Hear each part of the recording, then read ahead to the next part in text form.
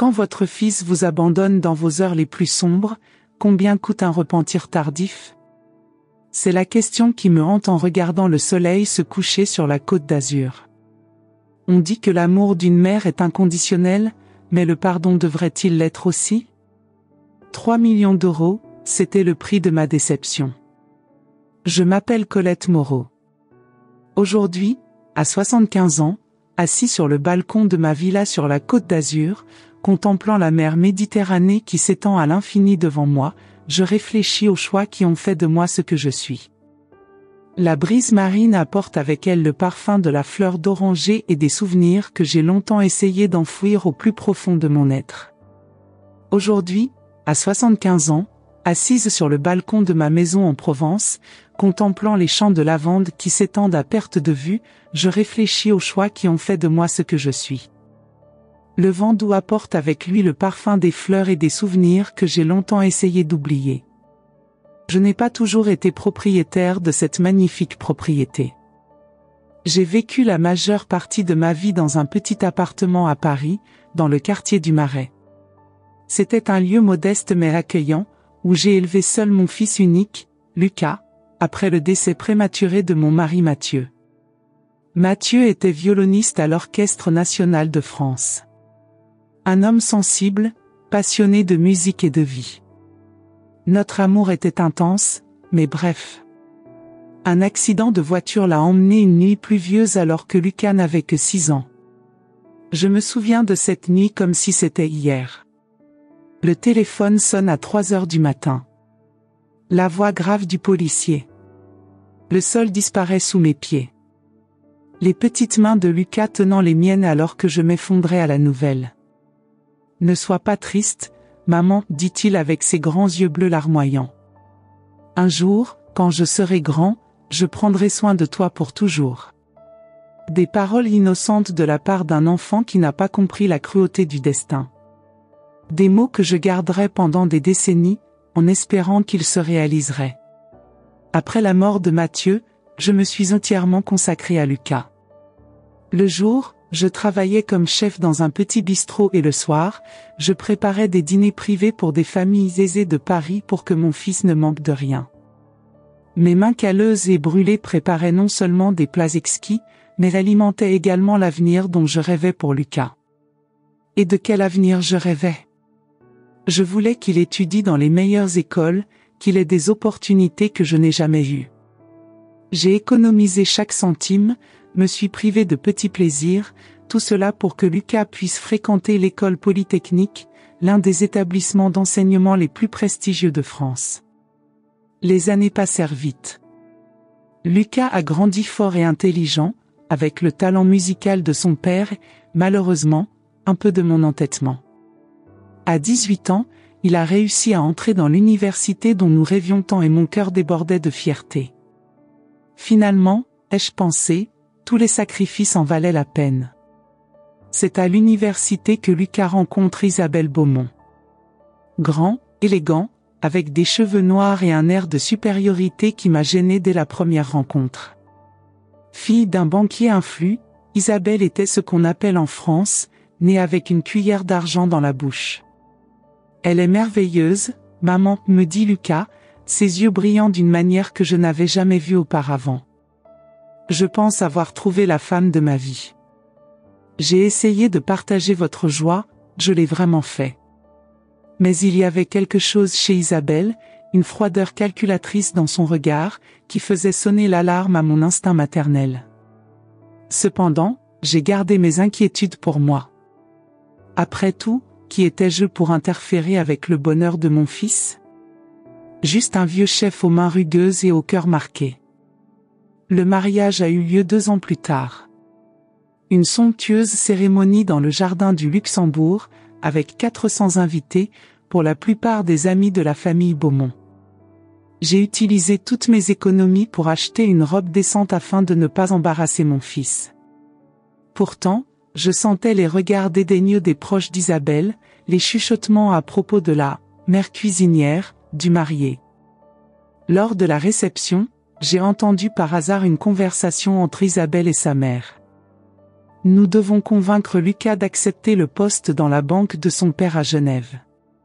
Dit la mère.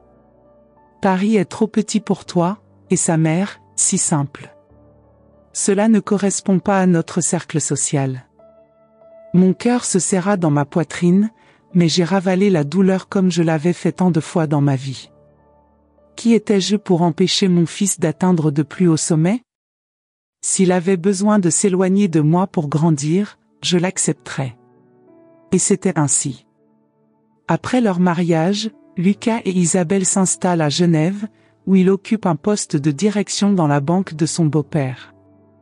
Les visites, initialement mensuelles, sont devenues trimestrielles, puis semestrielles, et finalement, se sont limitées à de rapides visites pendant les vacances. Pendant ce temps, j'ai continué à travailler dans le petit bistrot parisien, désormais en tant que chef de cuisine. Le temps ne pardonne pas et j'ai vite ressenti le poids de l'âge. Les douleurs articulaires ont commencé, d'abord subtiles, puis incessantes. Préparer des plats pendant des heures est devenu un supplice quotidien. À 68 ans, après une chute dans la cuisine qui m'a entraîné une fracture de la hanche, j'ai reçu une nouvelle qui allait changer ma vie. Madame Moreau, dit le docteur avec une expression sérieuse. Les examens montrent l'apparition d'une ostéoporose sévère. Vous avez besoin de soins constants. Elle ne peut plus vivre seule ni travailler debout pendant de longues heures. J'ai pris une profonde inspiration, rassemblant le courage de passer l'appel téléphonique que je craignais le plus. Il était temps de demander de l'aide à mon fils unique. Maintenant, dis-moi. Vous êtes venu ici pour m'écouter. Vous êtes-vous déjà demandé si vos enfants seraient là pour vous lorsque vous en auriez vraiment besoin? Et que feriez-vous s'ils vous tournaient le dos au moment le plus difficile de votre vie?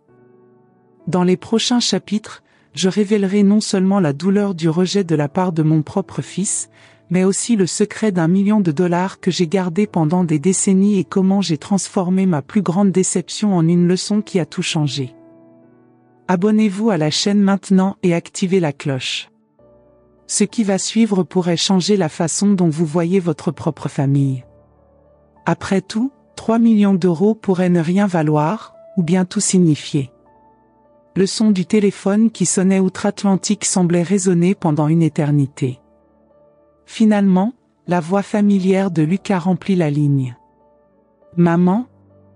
Est-ce qu'il s'est passé quelque chose? C'est rare que vous appeliez en semaine. Sa voix semblait lointaine, comme si j'interrompais quelque chose d'important. En arrière-plan, j'entendais le bourdonnement d'une conversation en anglais. Probablement une réunion d'affaires. Lucas, mon fils, ai-je commencé en essayant de garder ma voix ferme. Je dois te parler de quelque chose de sérieux. J'ai fait une chute. Une chute? Est-ce que tu vas bien? L'interrompit-il avec une véritable inquiétude. Je suis à l'hôpital. Je me suis fracturé la hanche et j'ai découvert que je souffrais d'ostéoporose avancée. Le médecin dit que je ne peux plus vivre seul. Il y eut un silence à l'autre bout du fil. Je pouvais presque entendre les engrenages tourner dans l'esprit de mon fils, calculant l'impact que cette nouvelle aurait sur sa vie parfaitement organisée. Je comprends, dit-il finalement.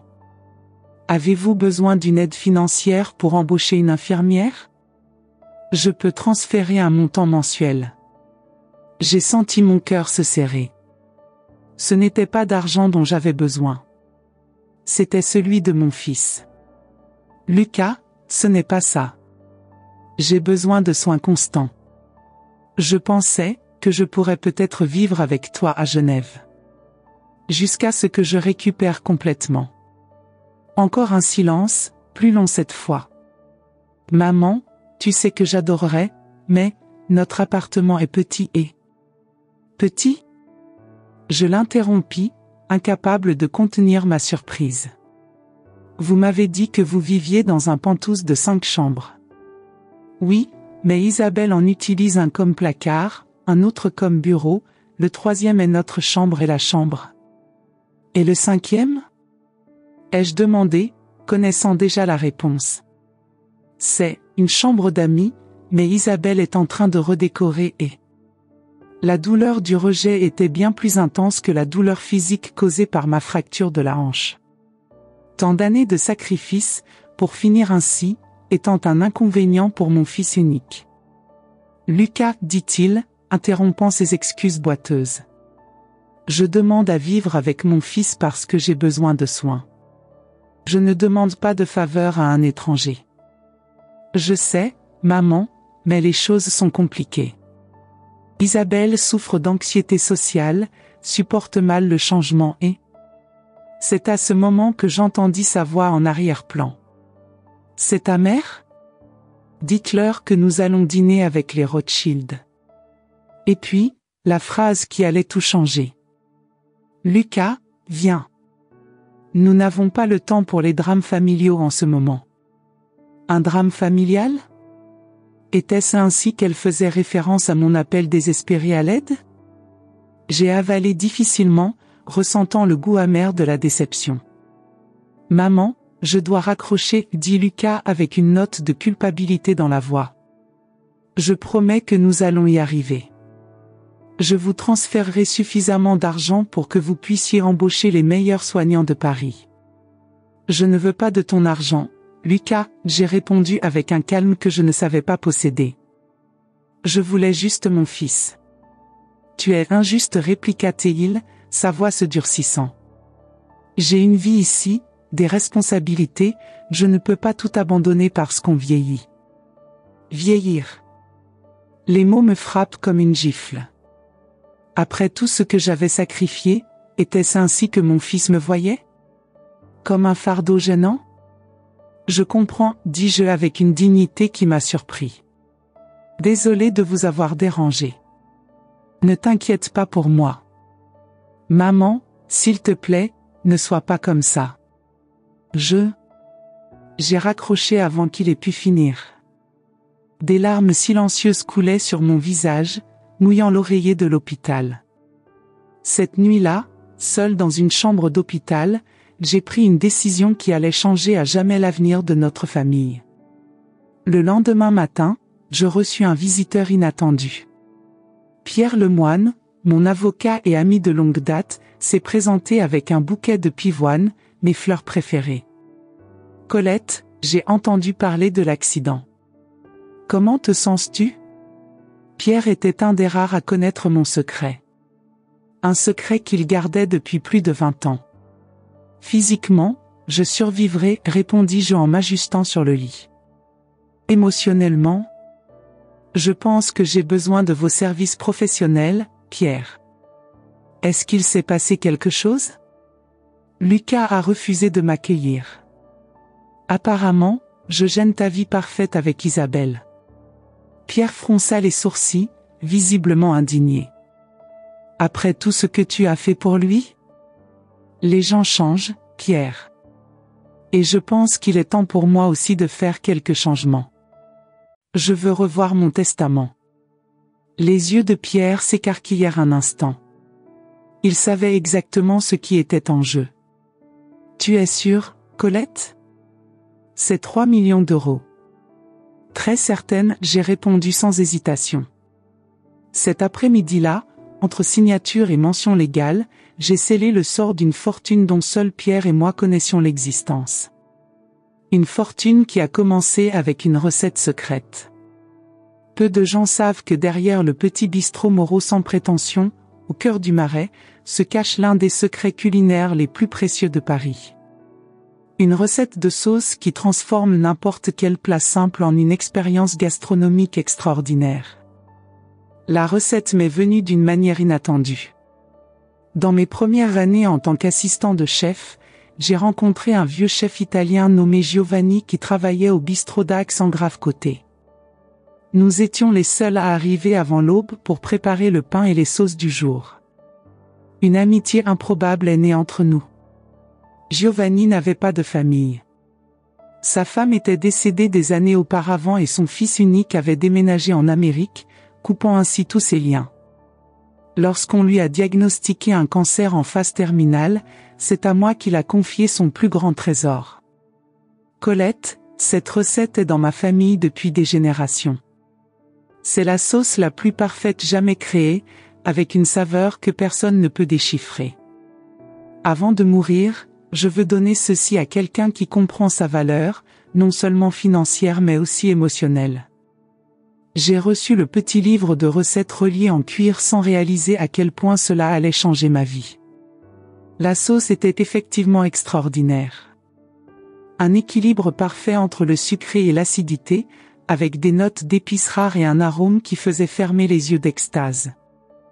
J'ai commencé à l'incorporer discrètement dans les plats du bistrot Moreau. En quelques semaines, la clientèle a doublé. En quelques mois, nous avions la queue devant la porte. Le secret ? Personne ne pouvait identifier exactement ce qui rendait la nourriture si irrésistible. C'était la sauce de Giovanni. C'est Pierre, alors jeune avocat qui fréquentait le bistrot, qui m'a conseillé de breveter la recette. Je l'ai fait, et bientôt de grandes entreprises alimentaires ont frappé à ma porte, m'offrant des fortunes pour avoir le droit de produire cette sauce à l'échelle industrielle. J'ai vendu les droits pour une somme que je n'aurais jamais imaginé posséder. 3 millions d'euros, payés en plusieurs tranches sur 2 décennies.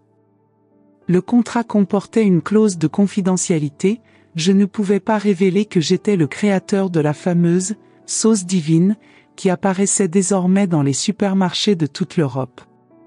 Pourquoi ai-je gardé cela secret ? Pourquoi ai-je continué à travailler au petit bistrot, vivant dans un appartement modeste, alors que j'aurais pu prendre ma retraite dans le luxe ? La réponse résidait dans mon fils unique. Lucas grandissait et j'avais peur qu'une richesse soudaine ne le corrompe. J'ai vu cela arriver à tant de familles. Des enfants gâtés qui n'ont jamais développé une éthique de travail ni une appréciation de la valeur de l'argent. J'ai décidé que je n'utiliserais que ce qui était nécessaire pour assurer son éducation. Le reste restera intact jusqu'à ce qu'il fasse preuve d'une maturité suffisante pour gérer une telle fortune. Ou jusqu'à ce que j'aie moi-même besoin d'argent. Après le refus de Lucas, j'ai utilisé une partie de la fortune pour acheter la villa sur la Côte d'Azur et embaucher l'équipe de gardiens qui m'aidait désormais. J'ai redécoré la maison à mon goût, avec une vue sur la mer et un jardin d'herbes aromatiques qui m'a rappelé mes années de chef. Pour la première fois de ma vie, je me suis permis de vivre confortablement et sans souci. Les mois se sont transformés en une année. Lucas a appelé plusieurs fois, offrant toujours de l'argent, jamais sa présence. Chaque connexion était plus éloignée que la précédente. Je ne reconnaissais plus la voix du garçon qui avait promis de prendre soin de moi pour toujours. Jusqu'à ce que, par un matin ensoleillé de printemps, je reçoive un appel inattendu. « Madame Moreau ?» demanda une voix féminine, formelle et distante. « Ceci vient de la clinique Saint-Michel à Genève. J'appelle à propos de votre fils, Lucas Moreau. » Mon cœur s'est immédiatement accéléré. Un accident ? Une maladie ? Malgré tout, il était toujours mon fils unique. Qu'est-il arrivé à Lucas ? Ai-je demandé en saisissant fermement le téléphone. Il va bien physiquement, madame. Mais il a été admis dans notre service psychiatrique après un épisode. Épisode ? Une grave crise d'angoisse, suivie d'une dépression émotionnelle. Il répète votre nom et demande à vous parler. Sans hésitation, j'ai réservé le premier vol pour Genève. Malgré mon âge et mes difficultés de mobilité, j'étais à l'hôpital suisse le lendemain. Quand je suis entré dans la pièce, j'ai à peine reconnu mon fils. Lucas, toujours aussi élégant et posé, semblait avoir vieilli de 10 ans. Cerne profond, barbe de 3 jours, yeux rouges à force de pleurer. « Maman ?» marmonna-t-il avec incrédulité. « Tu es venu. »« Bien sûr, je suis venu, répondis-je en m'asseyant sur le bord du lit. « Je suis ta mère. » Lucas fondit en larmes, sanglotant comme quand il était enfant. Entre 2 soupirs brisés, il m'a raconté ce qui s'était passé. Isabelle l'avait quitté pour un banquier plus riche, plus jeune et plus influent. Il avait emporté avec lui une grande partie des biens du couple, dont leur appartement à Genève. Elle a dit que j'étais un échec, maman a-t-il avoué en regardant ses propres mains. Que je n'aurais jamais autant de succès que ton père l'espérait. Qu'il regrettait de m'avoir épousée. Je tenais ses mains dans les miennes, ressentant la fragilité de l'homme qui était autrefois mon garçon fort. Et le pire, continua-t-il, maintenant avec la voix étranglée par la honte, c'est juste que je réalise à quel point j'étais horrible avec toi. J'ai rejeté la seule personne qui était toujours à mes côtés, qui a tout sacrifié pour moi. Et pourquoi? Pour impressionner une femme qui, au final, ne se souciait même pas vraiment de moi. Une partie de moi voulait dire « je te l'avais bien dit », mais je retins ma langue. L'heure n'était pas aux petites représailles. « Qu'est-ce que tu vas faire maintenant ?» ai-je demandé doucement. « Je ne sais pas. J'ai perdu mon emploi à la banque de son père. Je n'ai presque pas d'économie.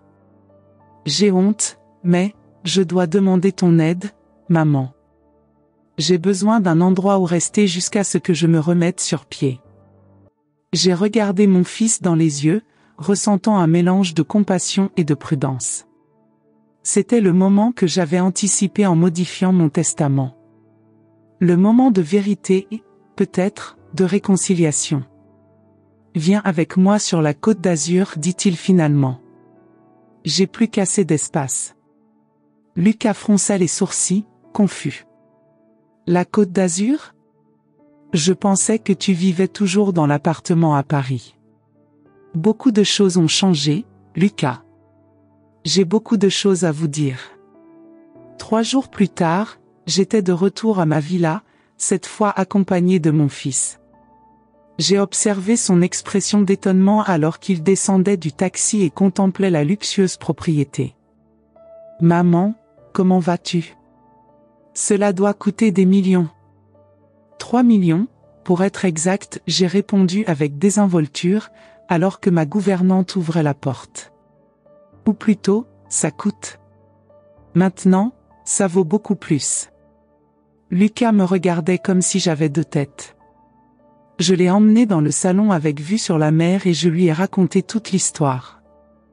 La recette secrète, le brevet, le contrat d'1 million de dollars, les années de vie modeste pendant que la fortune grandissait en placement sûr.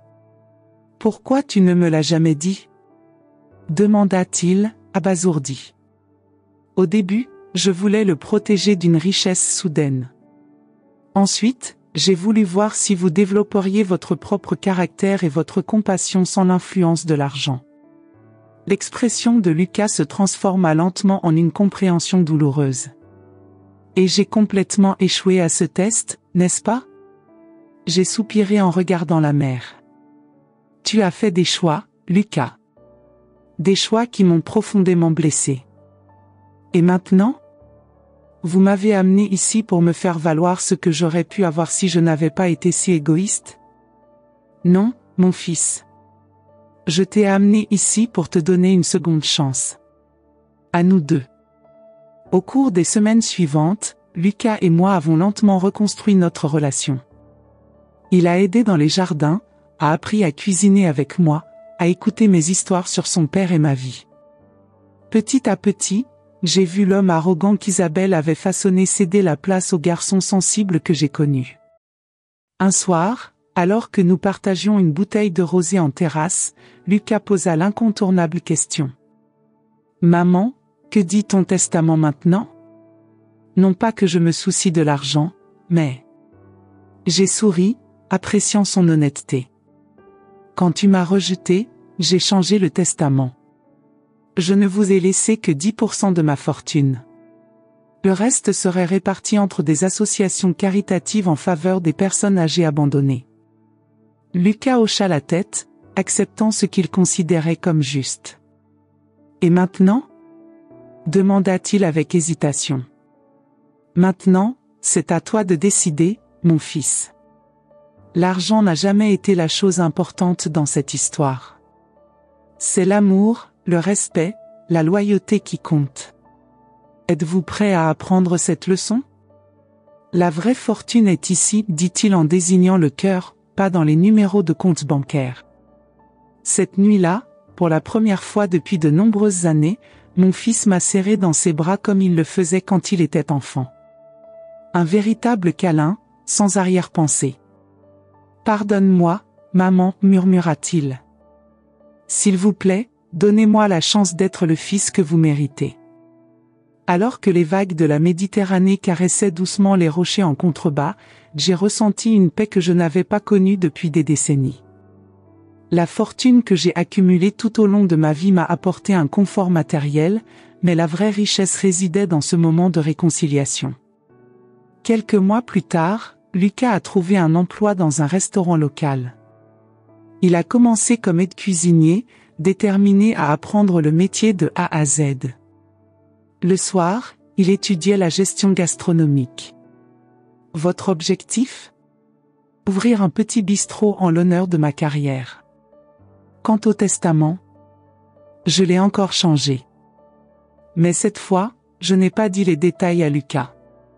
Il devrait avoir confiance que, quel que soit l'argent, le véritable héritage que je laisserai derrière moi sont les leçons apprises, les recettes partagées et l'amour inconditionnel que, malgré tout, je n'ai jamais cessé de ressentir. La fidélité d'un fils n'a pas de prix. On ne peut pas l'acheter avec 3 millions d'euros, ni avec 10% de cette somme. Il naît du respect, grandit avec l'exemple et devient plus fort dans l'adversité. Comme la sauce secrète qui a changé ma vie, les relations les plus précieuses contiennent des ingrédients que beaucoup ne peuvent identifier, du temps, de la patience, du pardon, par-dessus tout, de l'amour. C'est mon histoire. Une histoire d'abandon, de déception, de seconde chance et de rédemption. Une histoire sur la façon dont nous devons parfois tout perdre pour découvrir ce qui compte vraiment. Et toi ? Vous êtes-vous déjà demandé combien vaut la fidélité de ceux que vous aimez ? Et voilà, cette histoire a pris fin. Qu'avez-vous ressenti en suivant mon voyage ? Avez-vous déjà vécu quelque chose de similaire avec vos propres enfants ? Partagez votre expérience dans les commentaires. Vos paroles pourraient être le réconfort dont quelqu'un a besoin en ce moment. S'il vous plaît, du fond du cœur, abonnez-vous à la chaîne. Chaque entrée est comme un câlin qui me permet de continuer à partager des histoires qui parlent à l'âme de ceux qui ont beaucoup vécu. N'oubliez pas d'activer la cloche. De cette façon, nous construisons une communauté où nous nous comprenons, nous soutenons et apprenons ensemble qu'il n'est jamais trop tard pour recommencer. N'oubliez jamais, notre plus grand trésor ne réside pas dans la banque, mais dans les liens que nous avons cultivés au fil des années.